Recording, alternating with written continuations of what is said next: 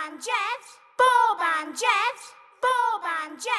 radio show! Hello! This is Bob and Jeff's weekly Tuesday radio show. But today it's not Tuesday, it's Monday. And do you know why that is? Because it's St. David's Day. So, happy St. David's Day to all of our viewers out there.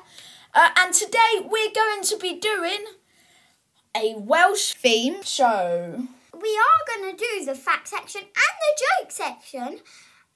And it's just going to be about Wales. And also we're going to add a little bit on there where we do a reading special where we read out 2 famous Welsh stories. So now on to the fact section. St. David's Day is so interesting that we couldn't fit 4 facts in. We had to put in 5 because there were so many good facts and we just had to tell you. So, the first fact of mine was David was an early vegetarian. Really? St. David was a vegetarian? Yes. Oh, wow. And I found that St. David is the only British/Irish saint to be born in the country he is patron of. So, on to Bob's one. The leek formed an important part of St. David's Day because they were worn on the soldiers' helmets when they were fighting against the Anglo-Saxons. And they did it to make sure they don't look like the Anglo-Saxons, but also St. David tells them to do it because he's a very smart man. Now to my one. St. David actually has his own flag. It is of a black background with a yellow cross. Wow, I never knew that. So now on to my fact. Wales has more castles per square mile than any other European country. Really? Wow, they must have loads. Okay, so the joke section. Today we're going to be reading our jokes from a Roald Dahl joke book. And this is because Roald Dahl was actually born in Wales. Now on to my joke. What time is it when a giant sits on a fence? I don't know. What time is it? Time to get a new fence. Okay, now it's my one. Why did the fox cross the road? I don't know. To look for the chicken. Okay, my go. What do you call a cow that eats your grass? I don't know. What do you call a cow that eats your grass? A lawnmower. Oh, okay. Now to my joke. Knock, knock. Who's there? Cows. Cows who? No, they don't. They moo. No, my. Oh my.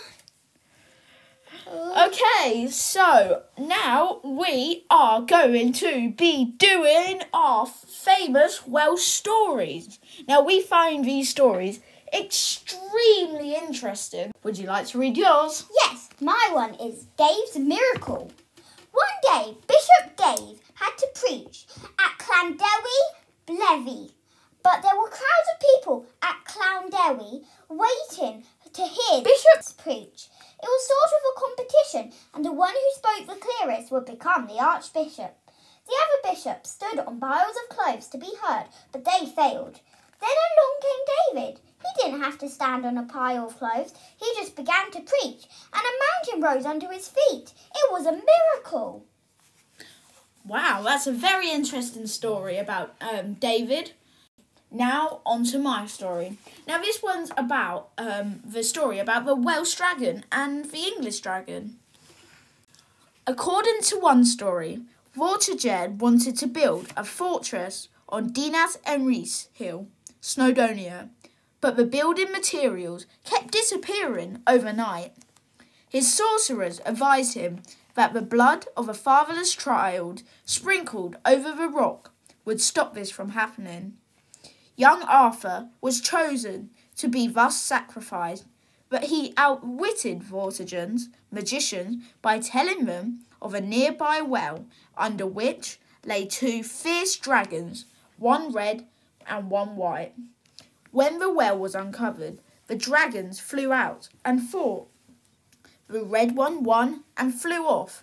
Arthur escaped in the commotion.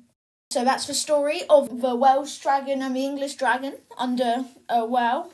But an interesting fact is that in the myth, it's always said that there is a pool of water underneath the hill.